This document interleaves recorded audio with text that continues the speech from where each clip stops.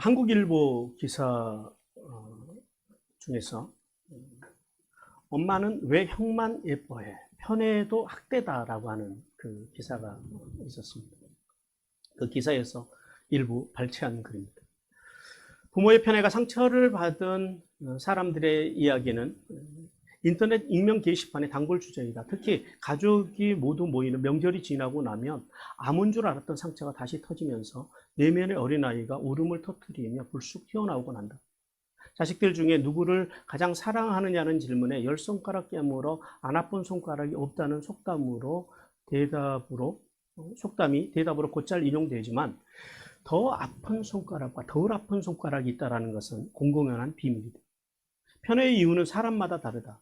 자신과 닮은 외모나 기질 때문에 특정 아이를 편애할 수도 있고 가장 먼저 낳은 아이나 막내를 편애할 수도 있다. 성별이 기준이 되기도 하고 아이의 능력이나 성취가 원인이 되기도 한다. 반대로 한 아이가 훨씬 문제적이고 병약할 때 더 많은 주의와 관심을 필요로 한다는 이유로 편애할 수도 있다. 의도적인 것은 아니지만 숨기기가 매우 어려운 것이 한 아이에게로만 쏠리는 관심과 애정 어린 시선, 특히 가정, 내 자산이나 자원이 충분하지 않을 때 편애가 발생하기 더 쉽다. 차별받는 아이의 내면에선 부모의 관심과 호의와 사랑과 돈을 독차지 않은 형제는 행복할 것이라는 시기심이 솟구치지만 편애는 가장 사랑받는 아이뿐 아니라 간과된 아이, 사랑받지 못하는 아이 모두에게 평생에 악영향을 끼친다. 편애의 대상이 된 아이는 일시적으로 만족감을 느낄 수 있지만 전반적인 가정 환경이 적대적이며 특히 형제 자매 간의 공격적인 관계 속에서 결코 행복할 수가 없다는 게 제킨슨 교수의 연구 결과다. 자, 오늘 하나님께서는 본문을 통해서 우리에게 창세기에 대해서 다시 한번 말씀하십니다. 창세기를 크게 두 단락으로 나눠볼 수가 있습니다. 전반부와 후반부로 나눌 수 있는데요. 전반부는 1장에서 11장까지입니다. 그런데 창세기는 사실 8단어만 알면은 창세기가 다 개관이 되어집니다. 먼저 전반부에서는 4가지 단어입니다. 창조와 타락과 그리고 홍수 심판과 언약. 이게 한 단어고요. 그리고 민족이 이루어지는 것. 민족. 그러니까 다시요. 창조와 타락과 홍수 심판과 언약. 노아죠. 그 다음에 민족. 이루어지는 것. 그래서 민족들이 어떻게 이루어지는지. 이게 이제 전반부고요. 후반부에서는 12장에서 마지막 50장까지인데 4명의 이름만 알면 됩니다. 아브라함, 이삭, 야곱, 요셉. 네. 이러면 이제 창세기를 다 아시는 거예요. 자, 그런데 우리가 창세기를 통해서 전체적인 궤관을 통해서 알 수 있는 게 뭐예요? 하나님께서 우리가 중요할 것 같은 창조나 타락이나 홍수 심판이나 언약이나 민족에 대해서는요, 비교적이요, 굉장히 짧아요. 11장밖에 안 됩니다. 근데 상대적으로 사람, 아브라함이나 이삭이나 야곱이나 요셉은요, 12장에서부터 몇 장까지요? 50장까지 압도적으로 많아요. 우리가 일반적으로 생각할 때는 앞의 이야기들이 좀 더 자세히 진술이 돼야 되는 게 훨씬 맞아요. 그런데 우리가 이 창세기를 통해서 알 수 있는 건 그거예요. 하나님의 관심이. 자, 아브라함으로부터 우리가 지금 이제 야곱까지 왔잖아요. 근데 이 세 분의 인생을 쭉 보면서 왔지만은 그 속에서 우리가 깨닫는 게 뭐예요? 인생이 크게 다르더라, 다르지 않더라? 네, 크게 다르지 않아요. 그 크게 다르지 않는 인생들의 이야기를 무려 12장에서부터 50장까지 말씀하세요. 이걸 통해서 주님께서 주시는 전체적인 메시지는 뭐예요? 하나님의 관심이 어디 있다고요? 헛갈리고 연약하고 부족하고 사람들 보기에 좀 모자라 보여도 하나님의 관심이 어디 있다고요? 그런 인간에게 있다라는 거예요. 그래서 천지창조 뭐 이런 이야기는 간략하게 끝내버리시고 아브라함 이 사람에 대한 이야기, 그들이 헛갈리는 이야기는요, 장황하게 하나님께서 말씀하시더라고요. 자, 이제 드디어 그래서 이제 요셉의 이야기까지 우리가 이제 왔습니다. 그래서 본장 37장부터 마지막 50장까지가 이스라엘의 4대 족장 요셉에 관한 말씀. 본문을 통해서 하나님께서는 언약의 가문이지만 야곱의 가정에서 일어나고 있는 어떤 절망과 고통의 문제들. 자, 그런 믿음의 가문, 언약의 가문이면요, 모든 자식들이 행복해야 될 것 같잖아요. 근데 자, 아브라함, 이삭, 야곱, 요셉 가문. 자, 가문 빼놓고 그냥 단어들만 가지고 한번 생각을 해보세요. 간통, 살인, 인신매매, 유괴. 자, 이런 단어들만 생각할 때 어떤 생각이 드십니까? 이게 한 가정에서 일어난 일들이, 한 가문에서. 그 가문을 우리가 뭐라고 평가하겠어요? 복받은 가문이라고 말하겠어요? 아니면은 저주받은 가문이라고 말하겠어요? 그런데 이게 다 아브라함의 가문에서 일어난 일이에요. 거짓, 사기, 하여튼 온갖 나쁜 짓은요, 그 가문에서 다 일어납니다. 어떻게 그러면 믿음의 가문이라고 우리가 말하고 아브라함을 우리가 믿음의 조상이라고 그러잖아요. 이번에 안 건데요. 모슬렘에서 말하는 아브라함과 이 성경에서 우리가 말하는 유대교나 우리 기독교에서 말하는 아브라함이 다른 아브라함이더라고요. 보니까 그래서 그런 생각이 들어요. 이 각색을 한 거예요. 성경을. 유대인들과 우리 기독교, 우리 창세기를 모슬렘에서 각색을 해가지고 자기들한테 맞게 그냥 다 맞춰. 그러니까 우리나라 역사를 갖다가 일본 애들이 자기의 사기를 만들면서 자기들의 역사에다 그냥 맞추기 위해서 역사를 조작한 것처럼 그런 책이라는 생각이 이번에 공부를 하면서 들더라고요. 자, 오늘 본문을 통해서도 마찬가지. 언약의 가문이지만은요, 아버지의 편애, 그리고 요셉의 고자질, 그리고 형들의 미움과 시기, 그런 것들이요. 예, 하나님이 주신 예언적인 꿈까지도 무시당하게 하는 불행한 야곱 공동체의 현실을 말씀합니다. 그런데 중요한 건 뭐예요? 하나님께서는 이렇게 헛갈리는 인생들, 이렇게 연약하고 부족한 인생들, 아까 말씀드렸지만은요, 우리의 시간표는 어디에 매여 있어요? 당장, 지금. 근데 하나님의 시간표는요, 이런 헛갈리는 인생을 통해서도 당장도 역사하시지만은요, 일주일, 한 달, 1년, 10년, 100년, 혹은 1세기. 그리고 구원의 역사는요, 처음과 시작, 영원으로 이어져 간다. 그 하나님의 시간표 속에서 이렇게 헛갈리는 인생들이 만들어내는 여러 가지 사건들, 그런 불행들까지도요, 하나님께서 어떻게 사용하시더라는 거예요. 구원의 역사를 위해서 선하게 합력해서 선을 이루시는 하나님을 우리는 성경 속에서 만나볼 수가 있어요. 자, 오늘 본문 말씀을 통해서 하나님께서 우리에게 두 가지 말씀을 주시는데, 오늘은 첫 번째 말씀만 듣고 다음에 계속해서 말씀을 이어가도록 하겠습니다. 오늘 첫 번째 하나님께서 우리에게 주시는 말씀 같이 읽겠습니다. 시작. 하나님께서는 세상의 가치와 죄악을 버리고 말씀과 말씀의 정신으로 사는 성도에게만 꿈과 희망을 주셔서 복된 삶을 인도하신다고 말씀하신다. 예, 오늘 1절 말씀에 보니까요, 헤브론에 거주하기로 결정한 야곱에 대해서 나옵니다. 자, 하나님께서는 요셉을 중심으로 이제 한 구원의 역사를 이어가시면서 오늘 1절 말씀에서 가장 먼저 가나안에서 세일로 떠나가는 에서와는 달리 아버지 이삭이 살았던 그 가나안 땅에, 즉 좀 더 구체적으로 하면 헤브론 땅, 좀 더 구체적으로 이야기하면 헤브론 근처에 그 브엘세바 그곳에 누가 정착했다고요? 야곱이 정착해서 살았다는. 자, 야곱이 오늘 아버지가 거류한 땅에 거주하였다. 이 말씀을 통해서 하나님께서 우리에게 두 가지를 말씀합니다. 첫 번째는 에서는 육신의 복을 따라갔고 야곱은 영적인 복을 따라갔다라고 말씀합니다. 자, 육신적으로 생각해 볼 때 가나안에 정착한 야곱과 그리고 세일로 이주한 야곱과 누가 더 잘한 것 같으세요? 누구의 선택이 더 옳았을까요? 우리 생각에는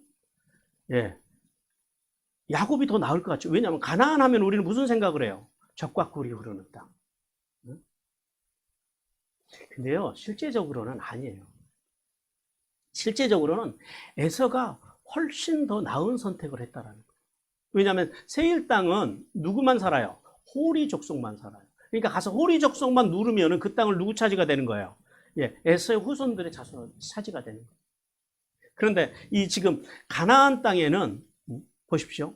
가나안 땅에는 강력한 그 군사력을 가진 히위 족속, 기리가스, 그 다음에 가나안, 브리스, 여부스, 헷 족속, 그 다음에 아모리 족속, 강력한 군대를 거는 강력한 세력을 가진 족속들이 이렇게 너무 많이 산다라는 거예요.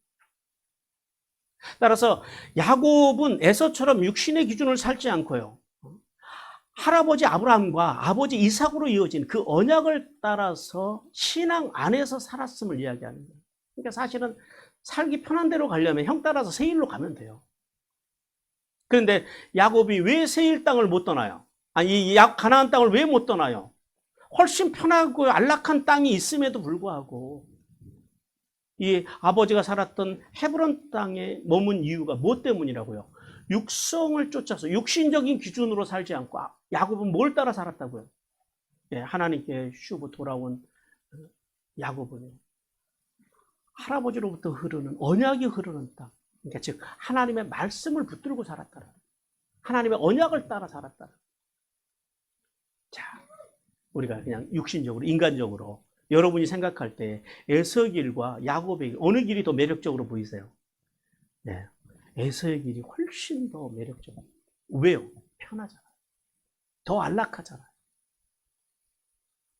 여러분, 무엇인가를 결정할 때, 인생의 길을 결정할 때 여러분은 에서와 같이 결정을 하세요? 아니면 야곱과 같이 결정을 하세요? 우리는 사실은 대부분 다 에서처럼 결정하고 사는 게 우리입니다. 그러니까 에서가 특별한 것이 아니라 사실은 인간이 그래요. 어떻게 보면 야곱이 특별한 거죠. 자, 실제로 에서의 후손들이 이 세일 땅에 가서 성공해서 실패했어요. 완벽하게 성공을 합니다. 최소한 1세기 가까이 성공합니다. 그들은 그 세일 땅에서 풍족하고 그리고 강력한 나라를 이루고 생육하고 번성하면서 승승장구하는 삶을 살아갑니다. 이 야곱의 후손들보다요, 무려 850년이나 앞서서 거의 한 세기 가까이 앞서서 살아가는 초인류 국가를 만들어요. 쉽게 말하면. 야곱의 후손과 비교했을 때. 그러나 야곱의 후손들은 어땠어요? 그 강력한 가나안의 그 족속들 앞에서 힘을 못 펴요. 마땅히 살만한 땅 한 평도 없어. 저 세겜에 야곱이 사는 땅 좁고, 아브라함이 사는 그 막벨라 굴 거기 좁고. 근데 자신의 공동체가 여기 우리 땅이야 라고 하고 발붙일 만한 세력 구축을 못 한다라는 거예요. 그래서 가뭄이 오니까 어떻게 해요? 그 땅에서 정착하는데 실패하고 가뭄이 오니까 요셉을 따라서 애굽으로 가게 되는 거예요. 애굽에 들어가서 몇 년 살아요? 430년을 살면서 편하게나 살다 와요? 아니죠. 거기 가서 노예 생활을 하는 등 하여튼 죽을 고생을 하면서 살아갑니다. 성도 여러분, 하나님께서는 야곱이 아버지가 살던 헤브론 땅에 정착해서 살았다라고 하는 이 말씀을 통해서 성도는 삶의 자리에서 무엇을 선택해야 할 때 그 기준이 뭐가 돼야 된다라는 거예요. 에서와 같은 어떤 세속적인 관점이 아니라 야곱과 같은 언약의 관점, 영적인 복을 사모하라고 말씀합니다. 그래서 우리가 에서를요, 육성의 사람의 기준으로 봐요. 육성의 사람. 야곱은요, 영적인 복을 사모했던 영성의 사람으로 봅니다. 왜 우리가 야곱과 같은 언약의 관점으로 살아야 하냐면, 궁극적으로 그 관점으로 살아갈 때만 영원한 하나님의 나라와 그리고 동시에 하늘의 복과 땅의 복이 임한다라는 사실, 그 사실 때문입니다. 우리 신명기 16장 20절 같이 읽습니다. 시작. 너는 마땅히 공의만을 따르라. 그리하면 내가 살겠고 내 하나님 여호와께서 내게 주시는 땅을 차지하리라. 성도는 결코 에서의 후손과 같이 세상적인 성공을 사모하며 살아서는 안 됩니다. 왜냐하면 육성을 따라서 선택하면서 살아가는 삶은 이 땅에서 그것이 성공인 것처럼 착각을 하게 빠지게 해요. 근데 이게 사실은 이 땅에서 성공하는 게 이것이 복일 수도 있고 아니면 거꾸로 저주가 될 수도 있어요. 그러니까 쉽게 말해서 이 세상의 성공이 꼭 복은 아니다라는 거예요. 왜 그래요? 이 세상에서의 성공이 주님 안에 있을 때 이건 뭐가 되는 거예요? 예, 복이 되는 거예요. 마찬가지예요. 이 세상의 가난도 연약함도 마찬가지예요. 가난함도 연약함도 부족함도 그것이 주님 안에 있으면요, 주님의 손에 붙들리면요, 그건 복이에요. 이 세상에 있는 모든 것들이 주님 안에 있을 때 복이 되는 거고, 성공도, 부유함도, 심지어는 가난함도, 실패도, 연약함도요, 주님 바깥에서 당하는 모든 일들은요, 그 모든 것들은 다 저주가 되는 거예요. 그러니까 이게 성공이냐 실패의 기준이 우리는 눈에 보여지는 이 형이하학적인 것이 아니라 형이상학적인 하나님의 손에 붙들려 있느냐라는 거예요. 그것이 진짜 성공과 실패의 기준이라는 사실을 깨닫기를 주님께서 원하십니다. 그래서 이 에서의 후손들이 잠깐 성공한 것처럼 착각하지만은요, 결국은 어떻게 됐어요? 그 후손들은 구원에서 무너져서 영원한 멸망의 길로 다 갔다라는 거예요. 따라서 성도는 야곱과 같이 당장 분리하고 손해를 보는 한이 있어도 내 마음과 내 육성을 따라 살지 아니하고요. 뭘 붙들으라고요? 하나님의 언약을 붙들고 살아가요. 장차 받을 하나님의 영광, 하나님의 나라에서 영광을 기대하고 하나님의 말씀과 말씀의 성신으로 살기 위해서 발버둥 쳐야 한다라고 주님께서 말씀합니다. 로마서 8장 18절 같이 읽습니다. 생각하건대 현재의 고난은 장차 우리에게 나타날 영광과 비교할 수 없다. 우리가 고대하고 살아가는 것은 이 땅의 영광이 아니라 궁극적으로 장차 우리가 하나님 앞에서 받을 영광, 이것을 바라보는 것이 그게 신앙생활.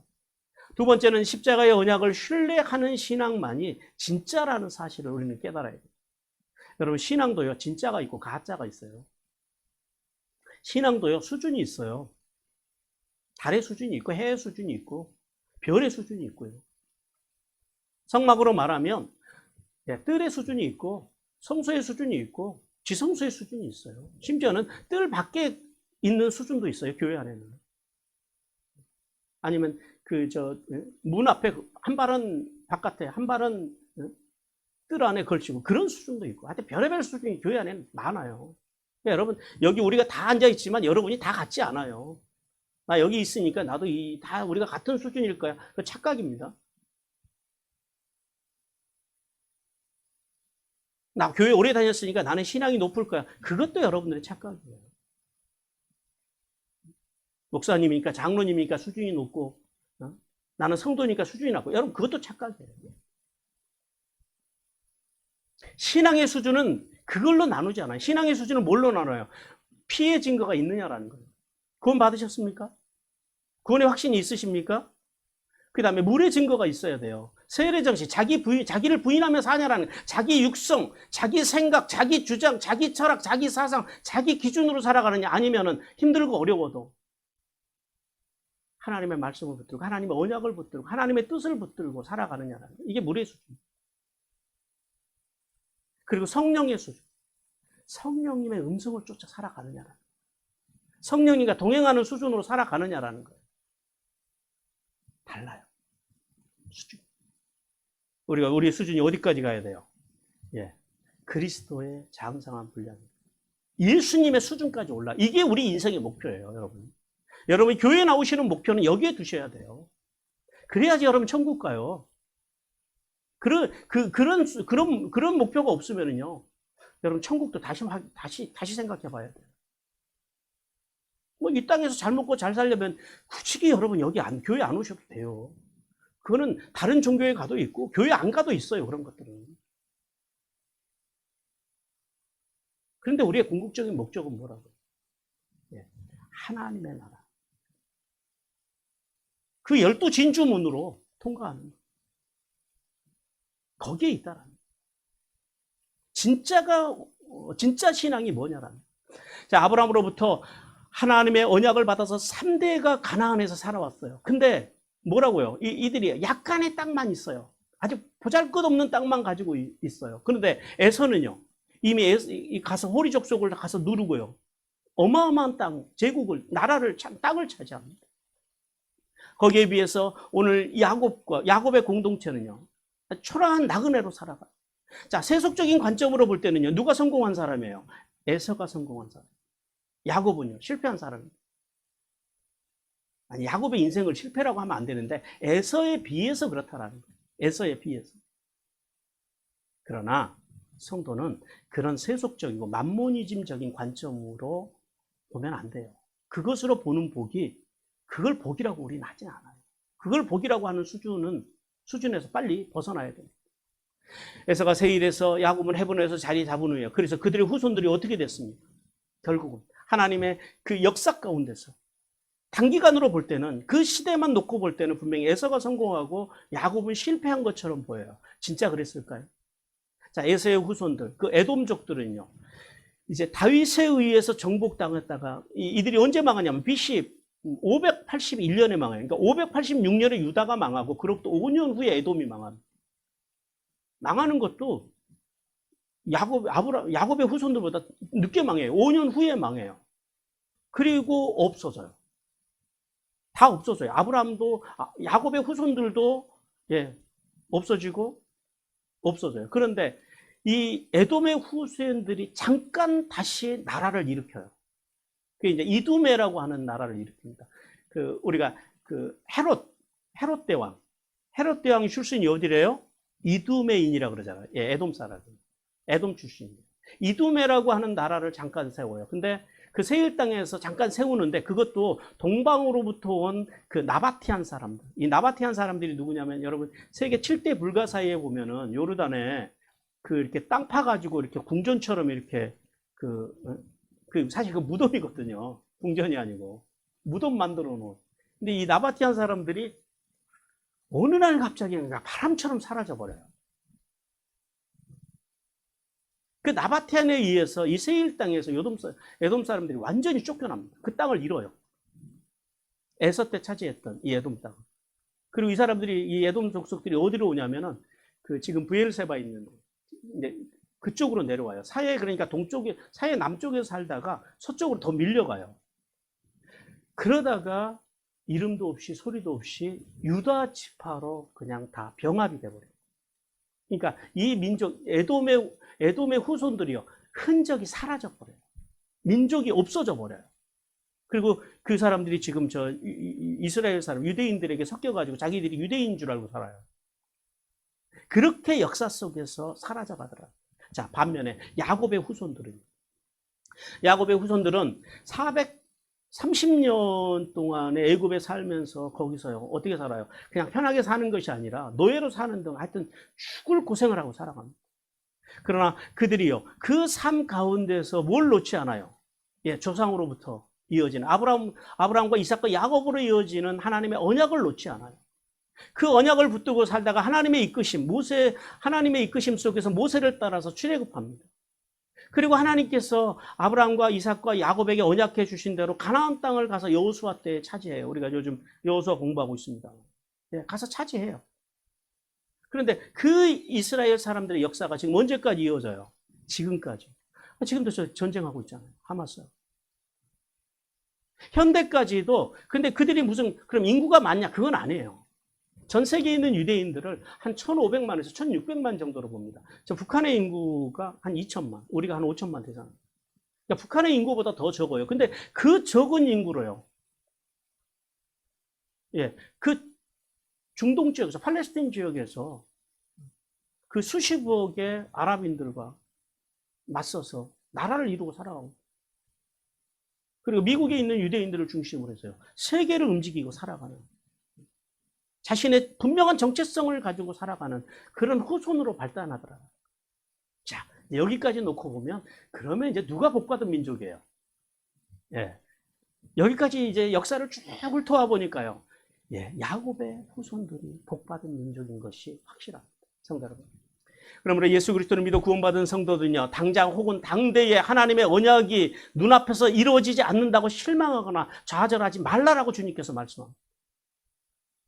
성도는 오늘 이스라엘 백성들이 연약하고 부족함에도 불구하고 그들이요 죄 짓고 돌아오고 슈브의 그 신앙을 가지고 그들이 계속해서 명맥을 이어서 지금까지 복받은 민족으로 이어오는 것처럼 우리가 슈브의 신앙으로 죄 없이 예수님의 언약을 그 언약에다가 유대인들처럼 믿음의 눈을 고정시켜야 한다라고 주님께서 우리에게 말씀합니다. 우리 로마서 4장 20절 21절 같이 읽습니다. 시작. 믿음이 없어 하나님의 약속을 의심하지 않고 믿음으로 견고하여져서 하나님께 영광을 돌리며 약속하신 그것을 또한 능히 약속하신 것이 당장 눈앞에서 이루어지지 않아도 하나님의 때에 그것이 10년, 1년지. 어떤 것은요, 보세요. 이게 거의 한 그 1세기 장기 프로젝트잖아요. 하나님께서. 이런 장기 프로젝트일는지 우리는 거기까지는 다 알 수 없지만은 하나님의 약속해 주신 것을 의심하지 않고 믿음의 눈을요, 그 하나님의 언약에 두고 살아가는 신앙. 그 신앙을 살아가기로 주님께서 우리에게 원하십니다. 성도는 인간적으로 극복하기 없는 이 인생의 고난 앞에서 현실은 그렇죠. 마음과 생각이 늘 흔들리죠. 안 흔들리면 그건 다 같이, 그것도 거짓말이죠. 어떻게 고난 앞에서 안 흔들릴 사람이 누가 있겠습니까? 그럼에도 불구하고 주님께서 뭐라고 언약하셨어요? 있는 자에게 능치 못함이 없다라.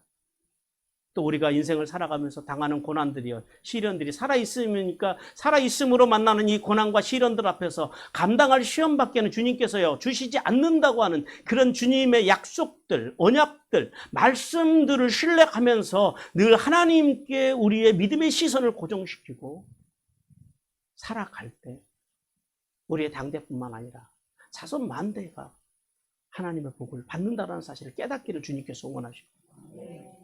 그러므로 참된 믿음의 성도는 당장 눈앞에서 일어나는 문제 때문에 일일비하지 않고 오직 하나님의 약속의 말씀이 이루어질 때까지 기다려주라. 잠잠하게 하나님의 뜻을 기다리며 하나님을 예배하며 찬양하며 하나님께 감사할 수 있는 신앙, 그리고 이런 확신하는 그런 신앙으로 살아가기를 주님께서 원하십니다. 그리고 이제 2절에서 4절을 통해서 요셉의 행실과 야곱의 편애에 대해서 하나님께서 말씀하십니다. 하나님께서는 야곱의 계보가 이제 요셉에게로 이어졌다라고 말씀을 합니다. 그러면서 야곱의 가정 안에 있었던 문제들, 아까 우리가 그냥 믿음의 가정을 빼놓고 그런 단어들만 생각할 때 이 가정은 지금 어떤 가정이에요? 이게 절대 복을 받으면 안 되는 가정이에요. 그런데 살아가면서 이런 인생의 문제들이 있음에도 불구하고, 그런 갈등들이 있었음에도 불구하고 하나님의 구원의 역사가 이 가정을 통해서 흐르고 있더라라. 그러면서 우리가 이 요셉의 가정의 문제를 지금 하나님께서 말씀하시면서 이제 4대 족장, 구원의 역사로 이사갈 요셉의 인생이 생애가 결코 평탄하지 않을 것임에 대해서 하나님께서 말씀합니다. 자, 본문을 통해서 하나님께서 우리에게 두 가지를 알게 해주시는데요. 첫째는 형들의 잘못을 고자질하는, 형들은 오늘 여기 고자질이 아니고 사실은 가져갔다라는 거예요. 원어를 보면은. 형들의 잘못을 아버지에게로 가져간 이 요셉의 행동이 과연 철이 없는 행동이었는지, 아니면은 경건하고 올곧은 행동이었는지. 그런데 원문을 가지고 성경을 풀어보니까요, 철이 없는 건 아니에요. 물론 철없는 행동도 해요. 나중에 이제 꿈 이야기할 때. 철이 없는 건 맞죠. 그러나 그렇게 형들의 잘못에 대해서 아버지에게 가서 이야기하는 것이 단순히 요셉이 철이 없어서가 아니라 경건하고 올곧은 사람이었음을 보여주는 사건이라는 거예요. 자, 오늘 먼저 요셉이 지금 몇 살이라고 그래요? 본문에 보니까요. 17세. 왜 나이에 대해서 정확하게 말씀하실까? 이유가 있으시겠죠. 이건 어떤 말씀이냐? 단순히 요셉이 철이 없는 것이 아니다라는 거예요. 그래서 철이 없어서 형들이 사소하게 잘못하는 것까지 그거 가져가서 아버지한테 가져가서 고자질하고 그런 어린아이와 같은 그런 것이 아니다라는 사실에 대해서 말씀하기 위해서 나이를 밝힙니다. 왜냐하면 오늘 본문에 보니까 그러죠. 오늘 요셉이 아버지에게 가져간 것이 형들의 잘못이라고 그래요. 잘못. 근데 이 잘못이라는 단어를 우리가 좀 정확하게 알아야 됩니다. 이게 히브리어로 라우입니다. 라우라고 하는 말이 어떤 말이냐면 악입니다. 악한, 나쁜 것, 이런 걸 의미해요. 어떤 말이냐면 형들이 하는 행동들, 그러니까 요셉이 최소한 아버지에게 가져간 형들의 행동이라고 하는 건 뭐냐면 불신앙, 아버지의 신앙을 따르지 않고 불신앙 안에서 저지르는 비도덕적이고 비윤리적인 문제들, 그 문제들을 가지고, 즉 그 문제들이 결국은요, 형들의 자신을 해롭게 하고 그 다음에 주변에 있는 사람들을 해롭게 할 것이고, 그리고 믿음의 이 가정인, 믿음의 공동체인 야곱의 가정을 해치는 일. 그러니까 어떻게 보면 개인적으로 사소한 일을 가지고 가서 아버지에게 일렀다기보다는 전체적인 야곱의 공동체를 위협할 만한 그러한 잘못들을 가지고 갔다라는, 이 사실을 통해서 하나님께서는 두 가지를 알게 합니다. 첫 번째는 뭐냐면, 아직까지도 야곱이 자식들을요, 신앙으로 기르지 못했다. 야곱이라 그래서 자식들을요, 다 신앙으로 기르는 건 아니더라고요. 다음 두 번째는 요셉에 대해서, 요셉은 아버지의 신앙 안에서 하나님을 경외하며 악을 미워하는 경건의 사람이었다라는 사실을 우리에게 알게 합니다. 오늘 원문에 보면은, 오늘 본문에 보면 그러죠. 요셉이 형들에 대해서 아버지에게 말했다 그래요. 말하였다. 이게 히브리어로 말했다고 하는 게, 원래 말했다라는 히브리어가 뭐 아마르나 다바르를 쓰거든요. 근데 아마르나 다바르가 아니에요. 오늘 본문에 보니까 야베라고 하는 단어를 썼더라고요. 이게 무슨 말이냐면, 가다, 오다, 들어가다라고 하는 보라고 하는 그 원동사인데, 그 동사에서 파생된 미완료형 단어입니다. 무슨 말이냐면, 이 말했다, 그러니까 야베라고 하는 단어가 어떤 의미냐면, 요셉이 형들의 그 악한 행동을 보고 그것을 못 견디고 아버지에게 가서 고하는데, 한 번만 가서 한 것이 아니고 몇 번만 한 것이 아니라, 이게 뭐냐면 습관적으로 갔다. 아니, 몸에 배일 정도로. 형들이 믿음 안에서 살지 못하고, 그리고 불경건하게 살아가고 악을 행하는 것을 보고 그것을 못 견디고 습관적으로 아버지에게 가지고 갔다라는. 근데 단순히 그냥 여기서 말하였다라고 그러면은 고자질한 것처럼 되는데 아니에요. 번역이 조금 틀립니다. 가지고 들어갔다라는 건 뭐예요? 그 악함에 대해서 아버지와 가서 토론했다라는 거예요. 여기까지 우리가 이제 생각을 해봐야 돼요. 형들의 악함을, 이 문제를 어떻게 해결할 것인지 아버지와 상의했다라는 거예요. 가지고 들어갔어. 그러니까 우리가 결론적으로는 요셉이 지금 형들의 잘못에 대해서 아버지에게 가서 말했다고 하는 것이 지금 철이 없는 행동입니까? 아니면은 이 성숙한 요셉의 올고듬, 경건함입니까? 우리가 이걸 알아야 돼요. 우리가 이러한 사실을, 이 요셉이 얼마나 경건하고 그리고 올곧은 청년이었는지를 그 뒷받침해주는 말씀이 있습니다. 우리 창세기 39장 9절 같이 읽겠습니다. 시작. 이 집에는 나보다 큰 이가 없으며 주인이 아무것도 내게 금하지 아니하였어도 금한 것은 당신뿐이니 당신은 그의 아내임이라. 그런즉 내가 어찌 이 큰 악을 행하여 하나님께 죄를 지으리까. 예, 여기서 악이 앞에서 말한 잘못하고 똑같은 단어예요. 라움. 그러니까 요셉이라고 하는 사람은 기본적으로 악을 용납하지 못하는 원칙의 사람, 그러니까 경건의 사람이고 올곧은 사람이다. 자, 성도 여러분, 하나님께서는 이렇듯 죄악과 타협하지 않는 이 요셉의 인생, 요셉을 통해서 성도의 삶의 자리, 성도는 삶의 자리에서 어떠한 악이라도 용납해서는 안 된다라고 말씀을 합니다. 자, 본문에 보면은요, 요셉이 뭐라 그래요? 요셉이 여종의 자녀들, 그러니까 비라와 실바의 자녀들과 함께 있었다 그래요. 이 뭘 의미하냐면은, 자, 평생에 그 요셉의 어머니 라헬의 경쟁 상대가 누구였어요? 레아. 자, 그래서 라헬이 죽었어요. 레아가 남아 있어요. 그 어머니들의 경쟁을 누가 보고 평생 자랐어요? 지금까지 자녀들이. 그러니까 레아의 6자녀와 요셉과 경쟁적인 구도가 있었을까요? 없었을까요? 자연스럽게 그냥 여러분, 이건 성경이 아니고 그냥 여러분이 일상적으로 우리가 일반적으로 생각해 볼 때 틀림없이 있지요. 왜냐하면 늘 엄마한테 가면 듣는 말이 그거잖아요. 싫든지 좋든지 라헬의 자녀들과 레아의 자녀들은요, 경쟁 구조에 있었다라는.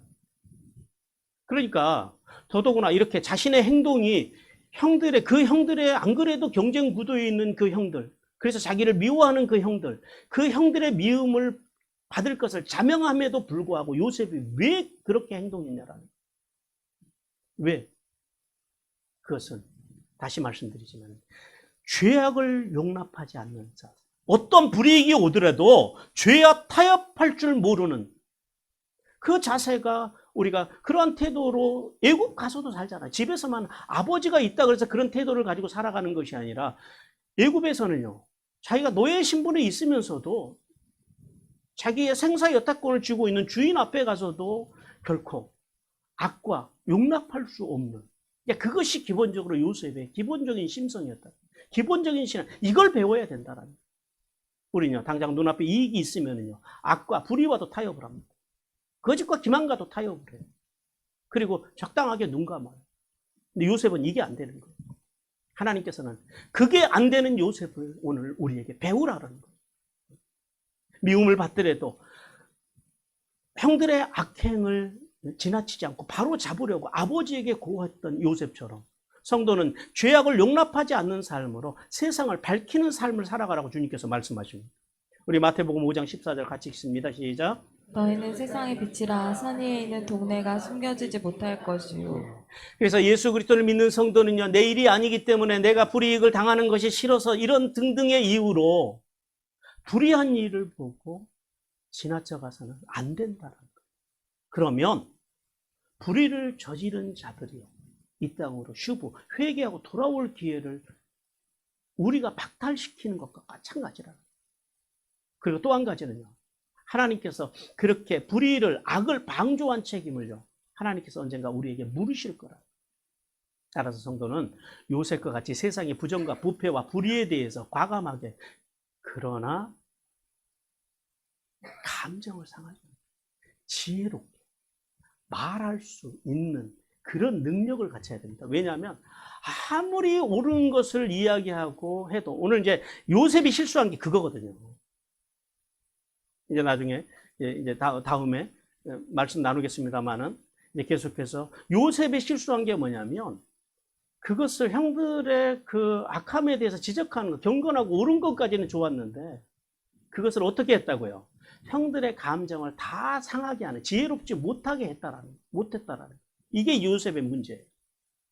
그래서 하나님께서는요, 상대방에 대해서, 상대방의 악과 불의에 대해서 지적을 하되, 그러나 감정이 상해버리면 어떻게 돼요? 아무리 자기가 악하고 부족한 거, 자기의 연약함을 알지만, 자신의 죄를 알지만 감정이 상하면 그때부터 사람들이 인정 안 해요. 그래서 싸우는 거예요, 사람들이. 그래서 우리가 상대방의 불의나 악에 대해서 지적을 할 때는 그 사람의 감정을 건드리지 않고 그것이 그 사람이 수용할 수 있도록 지혜롭게 접근하는 것들이 필요하다. 그래서 우리가 기질 공부도 하고 그 사람의 양육 패턴도 알고, 그래서 우리가 성경을 배우는 거예요. 여러분, 그리할 때 오늘 우리 에베소 5장 11절 같이 읽겠습니다. 시작. 너희는 열매 없는 어둠의 일에 참여하지 말고 도리어 책망하라. 이 책망하라라는 게 감정을 상해가면서 야단치라라는 게 아니에요. 지혜롭게, 상하지 않게 지혜롭고 온유하게 지적해서 그 사람이요, 거기에서 나오게 하는 게 목적이지, 내가 이겨먹는 게 목적이 아니다라는 거예요. 그리할 때, 우리가 그렇게 살아갈 때 세상은 조금씩 나아질 것이며, 하나님께서는 불의와 타협하지 않는 우리의 자세를 보시고요, 회복의 은혜를 더하실 것을 믿으라고 주님께서 말씀하십니다. 그러므로 성도는 비판을 위한 비판이 아니라, 어떤 비판이요? 살리기 위한, 생명, 살리기 위한 비판. 살리기 위해서 작은 불의조차도 용납하지 않는 삶으로 이 땅에 하나님의 나라를 세우기 위해서 힘을 다하는 그런 귀한 복된 성도들이 되기를 주님께서 원하십니다. 두 번째, 야곱의 이 편협됨, 야곱의 이 편애를 통해서, 야곱의 편애는 자식들을 불행으로 내몬다라는 거예요. 무슨 말이냐면, 사람의 편협된 생각이 자신뿐만 아니라, 자신의 가족뿐만 아니라 주변에 있는 사람들까지도 불행하게 한다라는 사실을 우리는 오늘 이 야곱의 편애를 통해서 배워야 됩니다. 자, 요셉이 누굽니까? 요셉은 평생에 야곱이 사랑했던 라헬의 장자입니다. 그런데요, 이 아들이 자기가 사랑했던 아내의 장자인데다가 경건하게까지 하는 거예요. 믿음 안에서 살려고 애를 써요. 좀 철은 없지만은 올곧게 살려고 다른 자녀들은 가서 살인을 저지르고 가서 서모하고 간통을 하고 거짓말하고 별짓을 다 하는데, 이 요셉은 경건하게 살기 위해서 애를 쓰고, 올곧게 살기 위해서 애를 쓰고, 형들의 어떤 그런 악의 문제를 가지고 아버지 와서 토론을 하고, 같이 그 문제를 어떻게 풀어갈까 상의도 하고. 여러분, 그런 자식이 있다면은 편애하시겠어요? 안 하시겠어요? 아이고, 안 하면은 정상적인 부모가 아니지요. 그래서 야곱이 요셉을 편애하는 이유가 그 중에 하나가 여기 이 포인트일 것이라고 생각합니다. 야곱은 그렇게 하나 여호와 신앙 안에서 살고자 애쓰고 지혜롭게 살고자 경건하게 살고자 애쓰는 그런 요셉이 얼마나 남달리 귀했겠느냐라는 그 요셉의 귀함을 보여주는 단어가 바로 오늘 본문의 채색옷입니다. 채색옷을 입었다라는 거예요. 이 채색옷에 대해서 우리가 이제 오해하는 부분들이 있는데, 무슨 색깔이 있는, 그러니까 얼룩덜룩한 이제 그런 색깔의 옷으로 채색이라 그러니까 이제 그렇게 번역이 됐는데, 사실은 그건 아니에요.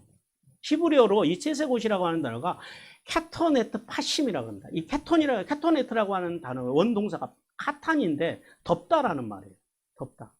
그러니까 이렇게 덮는 것이 아니라 이렇게 내려와서 덮는 것을 의미하는데, 그리고 그 파심이라고 하는 단어는 손바닥과 발바닥을 의미합니다. 무슨 말이냐면 채색옷이 어떤 옷이냐면은 이 손바닥과 발바닥까지 덮을 수 있는 옷, 긴 옷을 이야기하는. 근데 이게 어떤 옷이냐면은 누가 입는 옷이냐면은요, 이 지배층에 있는 사람들이 입는 옷이에요. 노동자들이 입는 옷은 아니에요. 노동자들이 옷이 여기까지 내려오면 어떻게 되겠어요? 일하는 게 훨씬. 그러니까 노동자들의 옷은 대부분 길어도 짧아요. 근데 이렇게 손바닥까지 내려온다라고 하는 것은 노동자들이 입는 옷이 아니라 관리인들이 입는 옷. 그래서 어떤 성경학자들은 야곱이 그 야곱 공동체의 장자권을 요셉에게 준 것으로 그렇게 해석을 하기도 합니다. 어쨌든 관리자의 옷이에요. 그러니 형들 입장에서는 요셉이 이뻤겠어요? 미웠겠어요? 미울 수밖에 없죠. 자기들은 노동자의 옷, 작업복 입고 살아가는데 요셉에게는 늘 그렇게 관리자의 옷, 귀족들이 입는 옷, 지배층들이 입는 옷을 입히니까 당연히 싫어하는 건 사실이죠. 그것이 맞지요. 자, 그런데 이게 문제라는 거예요. 편애. 그러니까 이 사람의 편협된 생각이 얼마나 사람을 불행하게 하는지를 우리는 알아야 됩니다. 사실은 야곱은 이미 배웠어야 돼요. 누구를 통해서 배웠어야 돼요? 아버지와 어머니를 통해서. 아버지는 누구를 편애했어요?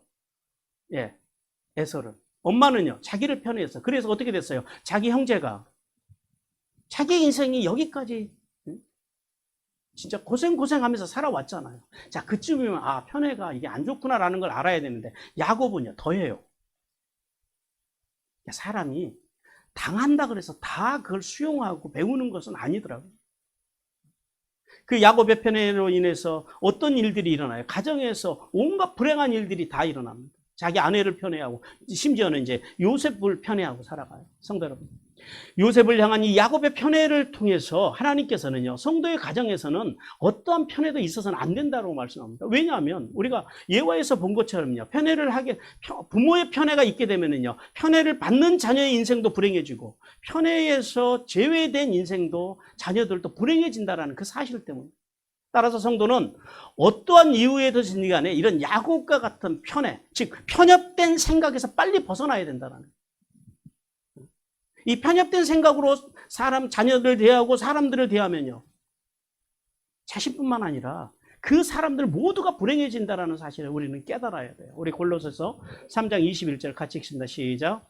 아들들아, 그 자녀를 노엽게 하지 말지니 낙심할까 함이라. 예, 아비된 사람들, 가정에서 부모된 사람들, 교회 안에서요 어른된 사람들, 예, 목장 안에서 리더된 사람들, 교회 안에서요, 예, 뭐 장로, 뭐 안수집사, 권사 되신 분들, 이 다 아비들입니다. 자녀를 노엽게 하지 말라는 뭐예요? 편협된 생각으로 살지 말라라는 거예요. 자녀들을 편애하지 말라라는 거예요. 자기 생각으로, 자기 판단으로 함부로 사람을 대하지 말라라는 거예요. 그 결과는 낙심이라고 합니다. 편애로 인해서 야곱의 가정에서 일어났던 불행들을 한번 생각해 보십시오. 첫 번째는요, 누가 불행했어요? 이 편애 때문에. 편애의 최고의 희생자가 누구예요? 레아입니다. 레아의 인생이 평생 불행하게 살아요. 불행한 인생을 살아가는 그 어머니를 보면서 라헬이 죽고 난 다음에 혹여라도 아버지의 사랑이 어머니에게로 향하지 않고 그 라헬의 여종이었던 빌하에게로 향할까 봐요. 이 성경학자들은 그렇게 보는 분들도 있어요.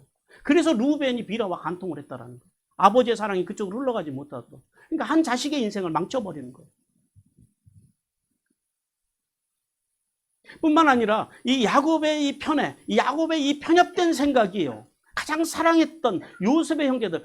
그러니까 12아들 중에서 진짜 제일 잘나고 똑똑한 아들이 요셉이거든요. 제일 경건하지요. 머리 좋지요. 실력 있지요. 애굽에 가서 총리 되는 거 보세요. 보통 사람이 아니잖아요. 그런데 그 야곱의 편협된 생각, 이 편애가요. 그 사랑하는 아들을요. 형들의 손에 의해 죽게 할 뻔합니다. 죽음 직전까지 가요. 그러다 겨우겨우 목숨을 살아서요. 예. 노예로 팔려가는 기가 막힌 일까지 이어졌다는 사실을 우리는 기억해요. 그러므로 성도는 편애, 그리고 이 부모나 지도자들이 저지르기 쉬운 이 편애, 이 편협된 생각, 그 생각이 죄라는 사실을 깨달아야 돼요. 그게 죄예요.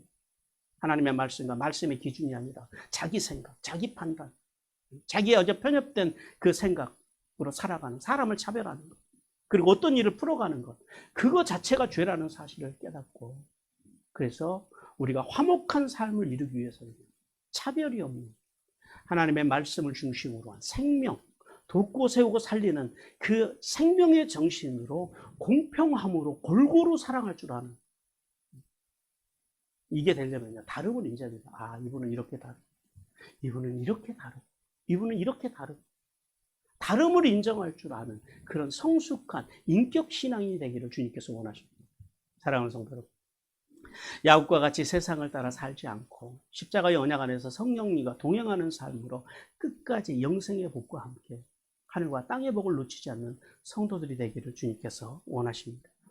또한 야곱과 같은 편협된 마음, 생각, 그것이 자신의 인생과 가족과 주변에 있는 모든 사람들까지도 불행하게 한다는 사실을 깨닫고 생명의 원리, 즉 돕고 세우고 살리는 원리로, 그 생명의 관점으로 우리가 의와 불의를 구별하고, 그리고 공평함으로 하나님께 영광을 올려드리는 삶을 통해 복된 인생들을 살아가시길 주님께서 간절히 원하십니다.